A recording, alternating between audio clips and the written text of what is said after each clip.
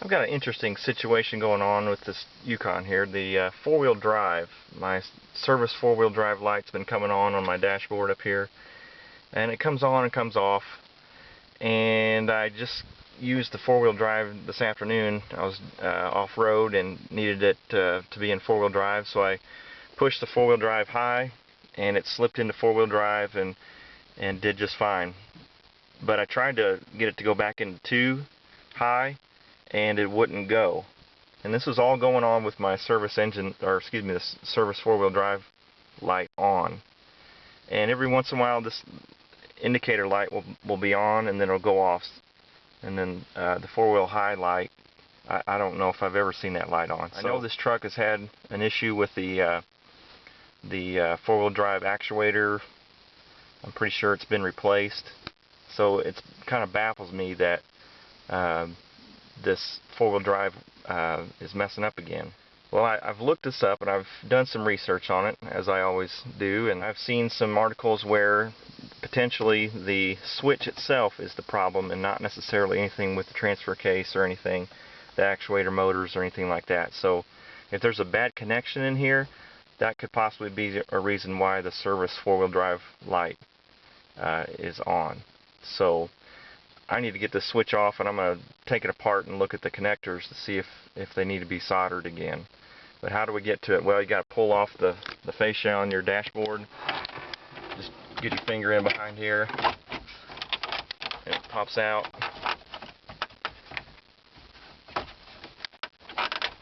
There we go, it just pops loose.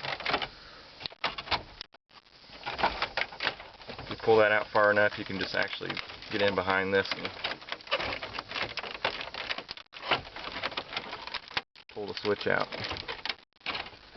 like that. Okay, all I'm going to do is take these wiring harness out and get my switch loose. Alright, there are 2 little tabs on the inside of this, or on the outside of this case. I push those in and pry this apart. There we go. There we are. Alright, I took the casing off and looked the switch over, and I mean, I didn't see any burnt, solder points like there's a bad connection or anything.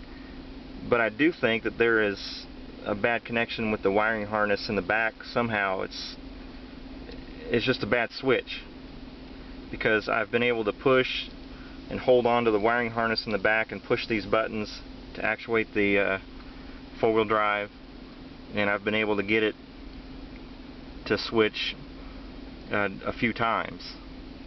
So it appears to me like my switch has gone bad. It's in 2-wheel drive high right now, and I can push this at 4-wheel high, and if I pull on the wiring harness and really put some pressure on it and push it several times, I can get it to eventually kick into 4. There it goes. Now it's in 4-wheel drive. You can see my indicator light's on.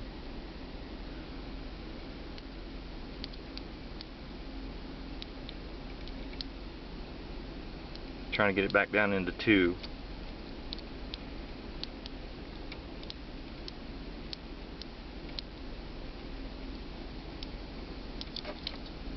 Fiddle with the wires.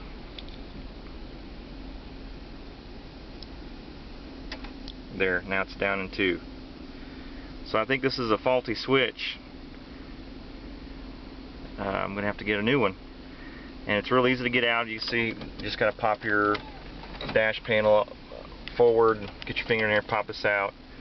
You got the 2 wiring harnesses, and that is all there is to it. So a new switch should fix this truck.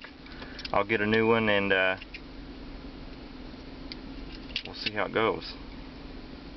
Got a new switch off of Amazon.com. It's a Dorman Replacement product. It's 901130, the part number. Cost me about 28 bucks. I've got the new switch in. It popped in real easy. Perfect fit. The wiring harness snapped right in, no problem. Put it right back in the dashboard, snap the dashboard back in place. You can see lights all come on. The backlit face is 10 times brighter than my dashboard lights, so it's kind of annoying at how bright it is, but you can tell that it's in 4-wheel high, engages into 2, goes into auto, drop us into neutral, go to 4 low, and you can hear the 4-wheel drive engage and disengage, and so it's working fine.